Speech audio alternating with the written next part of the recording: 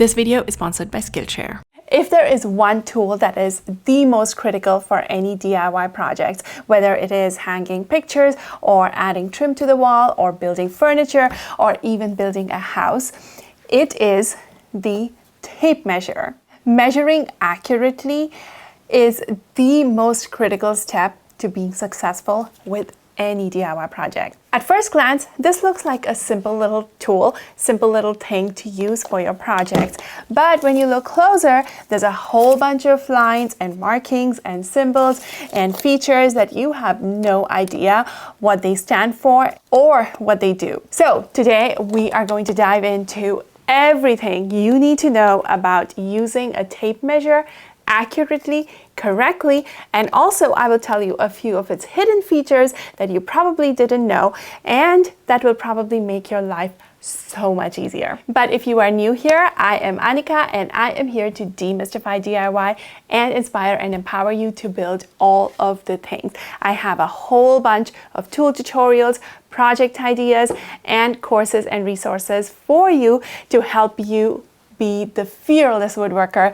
that I know that you are. So check out the description below for a bunch of resources.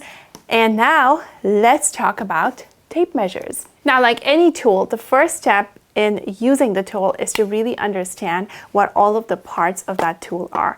So here are the main parts of a tape measure. So of course, first up, you've got the tape, which is this bendy ruler that rolls in and out. And it usually is yellow with markings on it in inches or fractions or sometimes even millimeters. It is curved slightly, you will notice that. And this is so that it does not just flop out and it stays stiff and straight. And next up is the case, which is the body that holds the tape inside. And it can be made of plastic or metal, and it comes in different sizes depending on the length of tape that is inside it. At the tip of the tape is a metal hook which wiggles, and that is on purpose, and there is a very, very important reason for that, and I will tell you more about that in just a little bit. Next up is this lock right here, which is essentially a sliding switch which goes up and down, and you can lock the tape in place. It holds it open and it keeps it from snapping back and also makes it easy for you to take your measurements. And when you're done, you can open it, hold the tape carefully, and bring it all the way back. And then of course there is a belt clip, so you can clip this tape measure onto your belt or your pocket. Now let's talk about how to read a tape measure carefully, because really, to be honest, I grew up in the metric system and these lines and dashes and symbols drove me crazy when I was just starting out. Now, if you are in the US, your tape measure is in inches, and most often the lowest that you can measure with a tape measure is a 1/16 of an inch. Now, there are some tape measures where you can also measure to the 32nds of an inch, but the 1/16 of an inch is the most commonly available tape measure. Let's break it down real quick. So the big numbers that you see here are obviously, they are the whole inches. The long line in the middle over here between these two numbers is the 1/2 inch. And then the medium line between the 1/2 inch and the whole number right here is the 1/4 inch. And then the next smaller line between these lines is the 1/8 inch. And then the really tiny lines in the middle, there are 1/16 of an inch. So if we were to go 3 marks past the 1/8 inch line, that would be 1/16, 2/16, which is also 1/8, and 3/16. So that would be 8 and 3/16 right there. Now you can actually get tape measures like this one, where you actually have the fractions already marked for you, so that makes it a little bit easier to read. Or you can get something like this, which has not only the fraction, but it also has the decimal value of your readings marked on there, which makes it so easy to use. And if you live in the metric system, Lucky you. Things are so much easier. This is the metric measurements right here, and each little line is 1 millimeter, and of course the big numbers are centimeters, and all you need to do is count the lines. No fractions to worry about. I miss my metric days. Let's take a quick break and talk about the sponsor of today's video, Skillshare. I know that if you're watching this video, you are a creative at heart, because there's just something so special about building something in the garage, or trying a new craft, or playing around with design ideas, or just learning a new skill. But the hard part is finding the right place to learn from a trusted instructor without feeling overwhelmed. And that's why I want to talk to you about Skillshare. It's a platform filled with thousands of creative classes that make it easy to try something new, build on what you already know, and keep that creative spark alive. Lately, I've been diving into 2 classes that I am obsessed with. First, a productivity class that has changed how I organize my creative time. It has helped me reframe the way I think about tasks without feeling like I'm juggling 100 tabs in my brain. And second is a Canva design class that has taught me simple tricks to make my graphics and thumbnails look way better. Because being a content creator these days requires a whole lot of graphic designs and other skills. What I love most about Skillshare is that you are learning directly from world-class creatives, from photographers, designers, illustrators, entrepreneurs, from people who live and breathe this stuff. Plus, you can learn at your own pace whenever you want. So if you're ready to dive into your creativity, explore new ideas, and maybe surprise yourself with what you can make, this is the perfect time to join. The first 500 people to use my link in the description or scan the QR code will get a 1-month free trial of Skillshare. So take that first step and see where creativity takes you. Now, let's get back. Reading the tape measure is one thing, but measuring accurately is a whole other thing. So here are a few things that you need to remember anytime you measure something. So first up, if you are measuring something, you want to make sure that you keep your tape completely straight.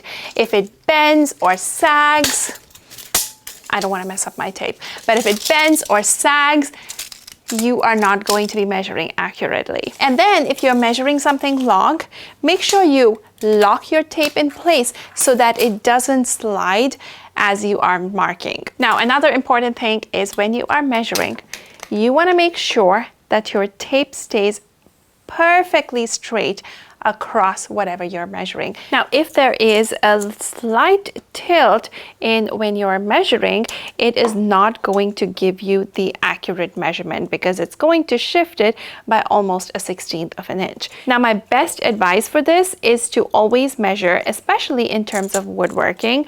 You always want to measure as close to the edge of the board as possible, and this helps you make sure that your tape stays as straight as possible. Now, if you have an old tape and the markings have sort of gone off or there's something odd with the tape, you can use a concept that is called burning an inch or 2-inch or 3-inch.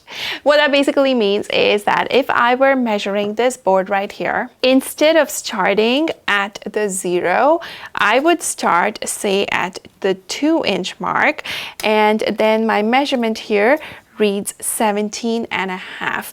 And what that means is that it's actually 15.5 because I started at 2-inch right here. So I just subtract that from the measurement that I have. Now, a couple of pro tips. Always use a sharp pencil, a really sharp pencil, to mark your measurements, because that will give you the most accurate marking. And in fact, instead of using a single line, use a V mark to get you the actual accurate position of your measurement. And second, not all tapes are created equal. And if you got enough tapes and put them side by side, you will start to see that they are not all exactly identical in their markings and measurements. They can be very slightly off, but those little things that are off can add up and lead to problems with your projects. So anytime you are building a project, use the same tape measure. So I use this tape measure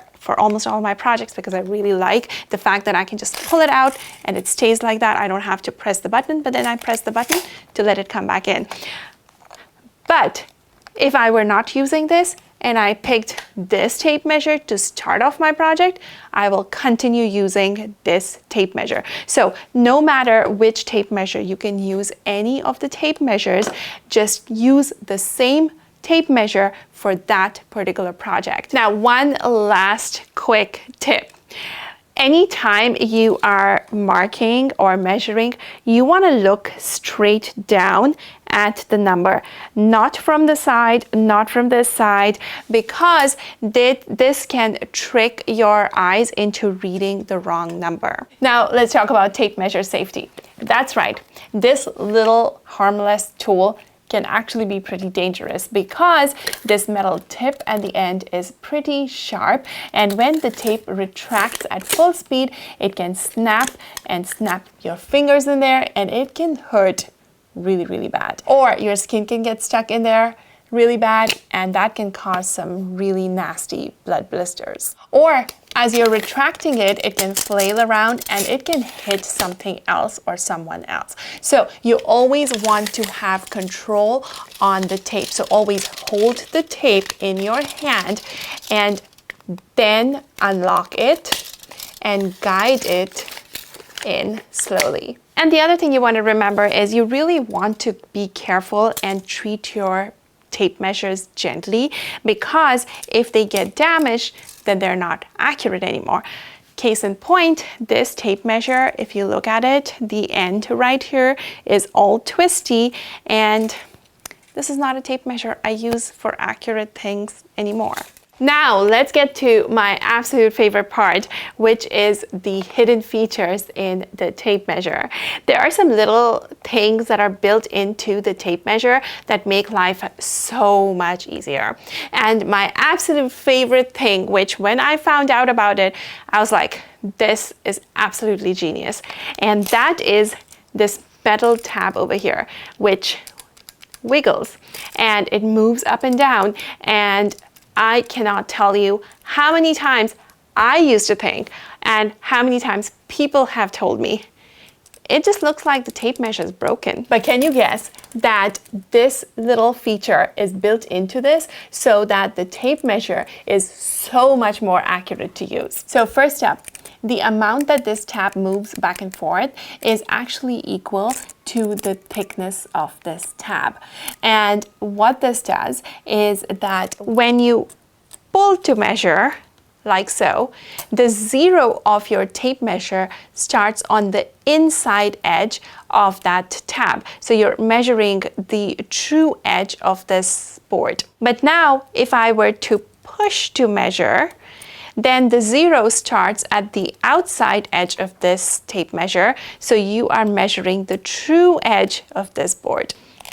So you are getting the most accurate reading possible anytime you make a measurement. Now let's move on to the number on the case. Your tape measure, no matter which one, is going to have a number on the case. It's probably on the back or on the side, someplace. It's going to have a number, and that number is the length of the case itself. Now, why do you need to know the length of the case? Let me tell you. Now, let's say we want to measure the distance between these two boards, and let's assume that there is a wall over here, and this is a tough one to measure. How do people do it? I have seen so many people do this. You start here, and then you go like this. And you're not really getting the accurate reading right there, number one. And also doing this is not good for your tape. So what you do instead, you open your tape measure all the way here and lock it. And now your distance is the measurement on the tape plus the length of your tape measure, which you already know because that is written on your case right here. Now let's talk about another feature in this metal tab, which is this little tiny hole. This is actually the hands-free mode of this tape measure. Now this hole can help you hold the tape measure in place if you are trying to measure something really big. Now let's say you want to measure something really long, and this board is super long, and I want to measure from not the edge but the middle over here. So what I'm going to do is I'm going to add either a nail or a tiny screw. Now I don't have a tiny nail, so I'm just going to put a small screw for now. And then I can hook my tape onto that screw right there and keep that in place and measure. And so I don't have to like stretch my hand, making sure it stays there, and I can just keep going. Now there is another advantage of this little hole in the tab. So you can use this screw or nail as a pivot point, and then you could use your pencil and draw a circle. I mean, it might not be the best way to do it, but if you need an estimate, it works just fine. Continuing with the tab, there is one last thing. You know how we keep losing pencils in a wood shop? You ask any woodworker, they will tell you that you can never have enough of two things: clamps and pencils, because pencils just have a way of running off. So in a pinch, this tab, the edge of this tab is super sharp, and you can use this to make a temporary marking. Of course, it only works in situations where you're using softwood or where you are able to be okay with marring the surface of your board. And lastly, let's talk about the black diamonds and the red numbers on the tape. So the black diamond is actually the truss distance for roofing, and it's at 19.2 inches, which is actually calculated by dividing 8 feet into 5 parts, which is 19.2 inches. So these black diamonds make it super easy to read the measurements. And if you are not building houses, you're probably never going to use these measurements.